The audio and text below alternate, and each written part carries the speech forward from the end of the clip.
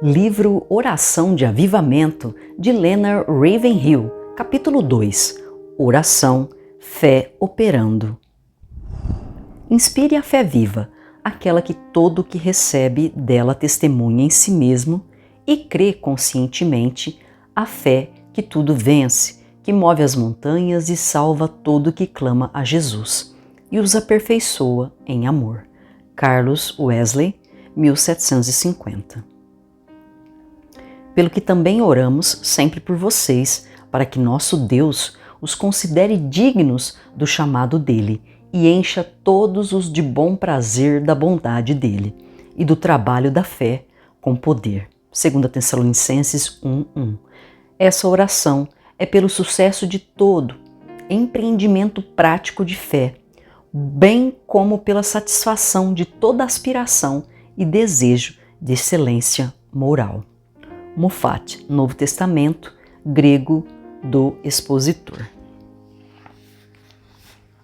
Pregadores e os políticos usam palavras preocupantes para descrever os perigos deste tempo tenebroso na moral, na espiritualidade e na política. O comunismo não mais se arrasta pelo mundo, ele salta por toda parte.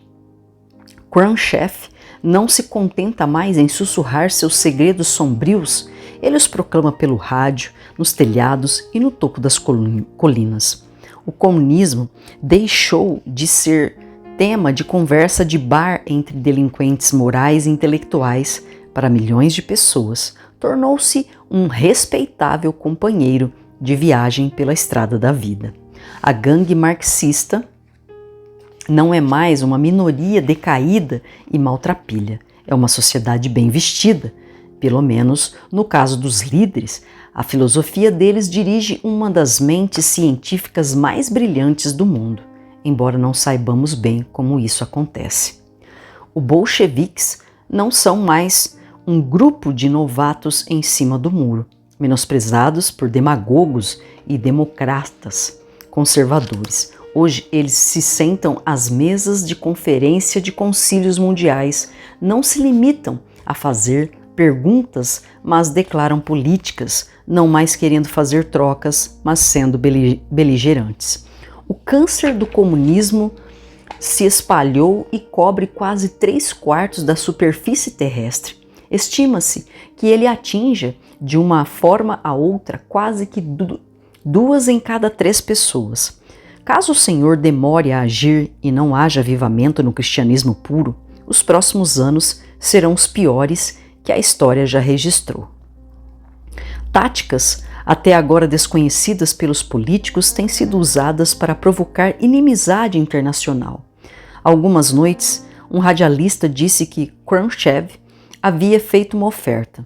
Ele pararia de mencionar o episódio de espionagem do U-2 se os Estados Unidos deixassem de comentar a violação da Hungria pela Rússia. Talvez ele tenha um sentimento de culpa com relação a isso.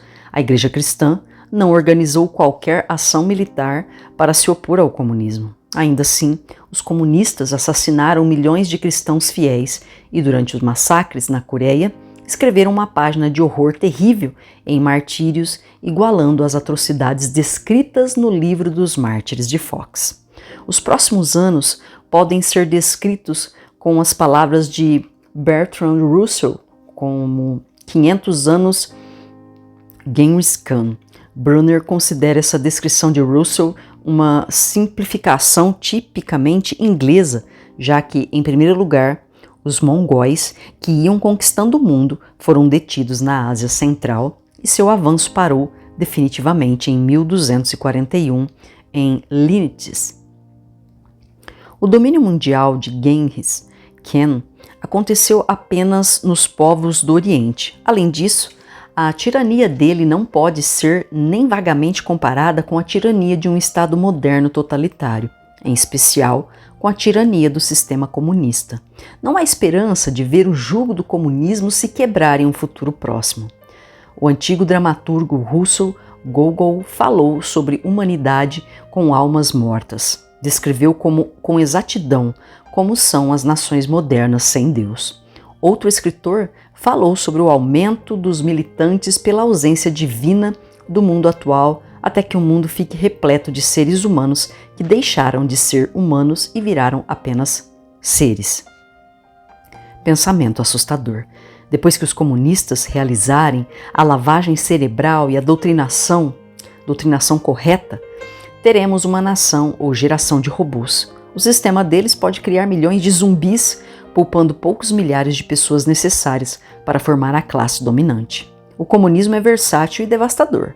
Os líderes declararam que podem dominar os Estados Unidos sem dar um tiro sequer, e há políticos muito bem preparados que concordam. Tudo isso forma um quadro terrível. Podemos muito bem gritar: vigia! O que faremos à noite? Nunca foi tão necessário quanto é neste momento as trombetas nos muros de Sião tocarem mais alto para despertar os cristãos adormecidos.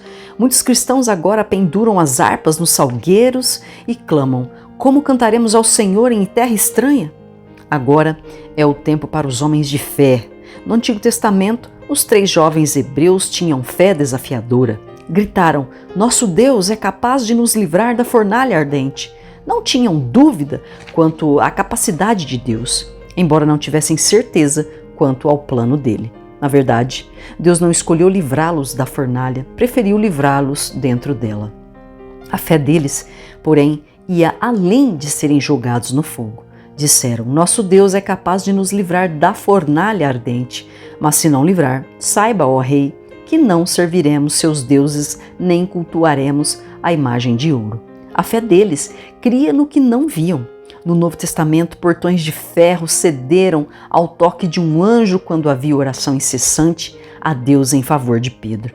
Por outro lado, a fé é como uma planta frágil que se machuca com facilidade. Por outro lado, é também resistente como um carvalho que não se dobra durante o vendaval.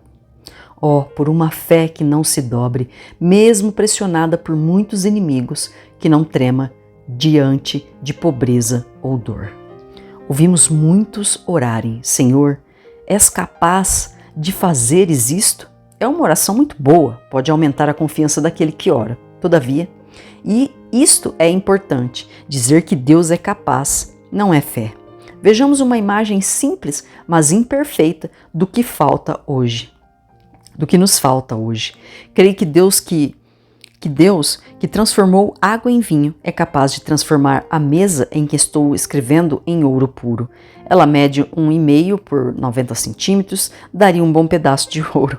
E o ouro me traria bastante dinheiro. Porém, e é aqui que eu falho, não tenho fé suficiente para crer que Deus vai transformar a mesa em ouro. Minha teologia me diz que Ele é capaz, mas eu fracasso quando chego na fé. Já disse antes que um dia desses alguém vai ler a Bíblia pela primeira vez, crer e agir com base na fé ousada e simples. Aí, nós cristãos, há tanto tempo, nos curvaremos envergonhados, clamando: Senhor, ajuda-nos em nossa falta de fé. A fé honra a Deus, Deus honra a fé e vai aonde ela o coloca. A fé bíblica é capaz de fazer tudo que Deus pode, sendo o único desejo dela a glória de Deus. Não sendo o único desejo dela a glória de Deus. Não pediria nada inadequado. 1 João 5,14. O anseio supremo da fé é o retorno da glória que deixou o santuário. Sua ambição não tem as cores do vaso de argila. A fé é casada com um amor que não busca seus próprios interesses. Deseja a derrota dos poderes das trevas, anseia por ver o mundo conhecer a mensagem do amor redentor, chora para que os milhões escravizados sejam libertos das cadeias do pecado, tem compaixão por aqueles presos que deveriam ser conquistadores, escravos que deveriam ser reis. O mundo hoje se parece com uma arena, com arquibancadas repletas de ateus militantes, céticos brilhantes e briguentos e milhões de pagãos sem qualquer expressão facial. Todos olhando para o ringue vazio para ver o que a Igreja do Deus Vivo pode fazer. Meu coração arde nesse ponto. Penso no que nós cristãos estamos fazendo. Para usar uma expressão bem comum, talvez estejamos apenas brincando de igreja. Há tantas campanhas de avivamento, mas não parece que estamos levando as pessoas a uma regeneração bíblica. Não me parece ser consolo para nós saber que os novos convertidos se tornarão exatamente como somos. Precisamos avaliar a possibilidade de eles serem tão preguiçosos e cheios de desculpas quanto os outros membros da igreja quando o assunto for devoção pessoal a Jesus e dedicação ativa a ganhar almas. Esse pensamento é empolgante ou amedrontador? Se cada espécie produz seus semelhantes, o prospecto de novas adições à igreja nos leva à preocupação e não à alegria. Com certeza, precisamos imediatamente de algo novo na igreja do Deus vivo. Como a igreja se compõe de homens e mulheres mortais, isso significa que carecemos de nova dinâmica. O caminho até esse novo poder individual e coletivo será assim: em primeiro lugar, renúncia a todo pecado conhecido. Segundo, confissão sincera de que falhamos muito e temos vivido há tanto tempo satisfeitos com o status quo. Terceiro, busca da face de Deus em oração fervorosa. E por fim, estudo bíblico para descobrir as promessas de Deus dirigidas a esta era de desespero às nossas igrejas carentes. A fé natural, acreditar em algo que nunca foi feito antes, tem levado a humanidade a grandes conquistas. Sem essa fé, Hernán Cortés não teria conquistado o México. Aníbal não teria cruzado os Alpes. Se Cristóvão Colombo não tivesse essa fé para realizar o que parecia impossível, não teria sabido o que fazer diante da ameaça de motim no meio do oceano. Caso o ser humano não tivesse fé, a fé natural, o Parthenon e as pirâmides não existiriam. A fé espiritual não pode ser guardada em um compartimento inviolável dentro da mente. Ela penetra na vontade e no coração, aquece as afeições. Pode e deve ligar à ambição. Refiro-me à ambição espiritual. Penso na Maréchale, que foi até um velho porão em Paris para estabelecer o exército da salvação na França. A tarefa era dura, o esforço hérculo. A jovem lady inglesa, frágil e culta, assumiu uma tarefa muito acima de sua capacidade física. Ela queimava com a ambição de desfazer o domínio de Satanás com o poder triunfante do Filho de Deus. E com a ajuda de outras pessoas, foi bem-sucedida. Eles se tornaram mais do que vencedores. Uma das grandes vantagens de ler a palavra de Deus é que ela alimenta a fé, pois a fé vem pelo ouvir e ouvir pela palavra de Deus. Note bem, não diz que a fé vem pela leitura ou pela visão. Ela vem pelo ouvir. A alma tem ouvidos, Gálatas 3:5. Jesus Cristo disse: aquele que tem ouvidos, ouça o que o Espírito diz. O verbo está no presente porque o Espírito continua falando aos ouvidos do coração. No local de oração, a alma tem aspirações santificadas, inflamadas e, além do mais, mantidas em chama. Não é de se espantar, portanto, que o diabo lute com todas as armas razoáveis e as irrazoáveis também para nos afastar desse local de oração onde a alma ouve, vê e entra em ação. Acesso ilimitado a riquezas destruiria a maior parte das pessoas, porque acabaríamos comprando coisas desnecessárias, inúteis, talvez sem valor. Seríamos muito pródigos em operar com esse monte de dinheiro. Será que nossa tolice seria menor se tivéssemos proximidade incondicional com Deus, com recursos incondicionais? Durante cerca de 30 anos, meu pai dedicou as tardes de domingo a visitar doentes nas enfermarias em Leeds, na Inglaterra. Levou centenas de pessoas a Cristo, usando o talento que Deus tinha lhe concedido. O fundamento era a palavra do Senhor e o recurso que usava era sua própria experiência com a graça. Certo dia, meu pai fazia uma de suas visitas a um hospital. O enfermo rebateu suas palavras com tristeza. Orei a Deus e ele não me ouviu. Por quê? Meu pai respondeu assim: suponhamos que o rei de nosso país entrasse agora aqui neste quarto e eu pedisse para ele me dar 5 libras. Na época correspondia a $20. Você acha que ele me daria o dinheiro? Afinal de contas, sou um súdito leal à coroa. O homem pensou um pouco, depois respondeu: acho que ele não ia te dar dinheiro. Meu pai prosseguiu: bem, suponha que depois que eu pedisse o dinheiro ao rei e ele tivesse negado, o príncipe de Gales entrasse no quarto. O rei daria dinheiro ao príncipe caso ele pedisse? Claro, respondeu o homem. Mas o príncipe é filho do rei? Exatamente, exclamou meu pai. O relacionamento faz toda a diferença. Ao fazer um pedido a Deus, a primeira coisa em que devemos pensar é na situação de nosso relacionamento com Ele. Quando o Espírito Santo testifica que temos relação de sangue com o Pai e não estamos em conflito com o próximo, então podemos nos aproximar com ousadia do trono da graça. Corações corrompidos que controlam mãos corrompidas não podem se apropriar dos recursos de Deus, pois o mandamento dele é: sejam puros os que carregam os vasos do Senhor. A certeza do relacionamento sanguíneo com Deus e a certeza de que herdaremos com Cristo as imensas riquezas do Pai deveriam nos tornar pessoas fantásticas. Não existe desculpa que justifique nossa pobreza. Ele deseja nos dar visão perfeita, então não há motivo para ainda enxergarmos os homens como árvores caminhando. Diante da pobreza do poderoso Espírito Santo de nos conceder poder, não temos como nos defender quando caímos sob o peso da carga ou não conseguimos fazer fugir exércitos estrangeiros. Será que Deus falhou? Será que perdeu a vontade de nos abençoar? Não, 1000 vezes não. Tenho convicção profunda de que a hora mais gloriosa da igreja ainda não chegou. A lista dos heróis da fé ainda não está completa.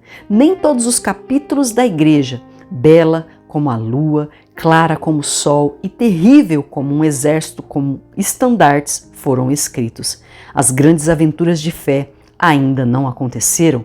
A fé é a base de tudo o que somos em Deus e de tudo que podemos fazer por Ele. Pedro instruiu: acrescente à sua fé a virtude e a virtude o conhecimento. Repare que a palavra não diz acrescente a fé ao seu conhecimento. A fé é um músculo que usamos para levantar o peso, a moeda usada para compras no reino espiritual. É a visão espiritual. Homens de fé veem, enxergam o invisível, conhecem uma dimensão desconhecida pelos que se limitam a fazer orações rotineiras.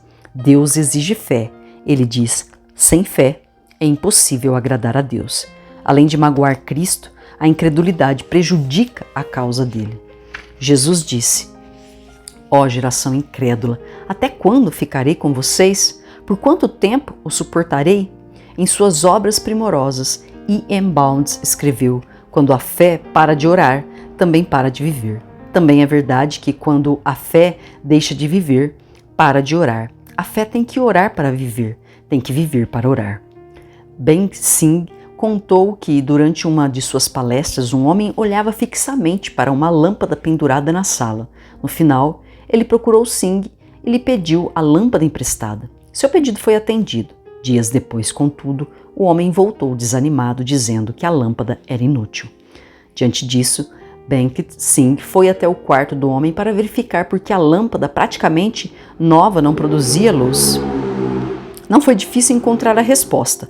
O homem inocente amarrara a lâmpada em um barbante e a pendurara no teto. Não havia corrente elétrica, portanto, a lâmpada não tinha contato com a fonte do poder.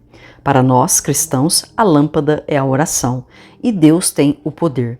No entanto, o que faz a conexão é a fé. Não seria uma prova de que o Espírito Santo é, em grande medida, um estranho na igreja quando a oração para a qual Deus fez tantas provisões é considerada tarefa ou peso? E isso não deveria nos ensinar a procurar a raiz profunda de nossa ignorância e desobediência em não obedecermos a um instrutor divino a quem o Pai comissionou nos ensinar a orar? Frase de Andrew Murray. Confira o próximo capítulo, A Vergonha de Nossa Nudez.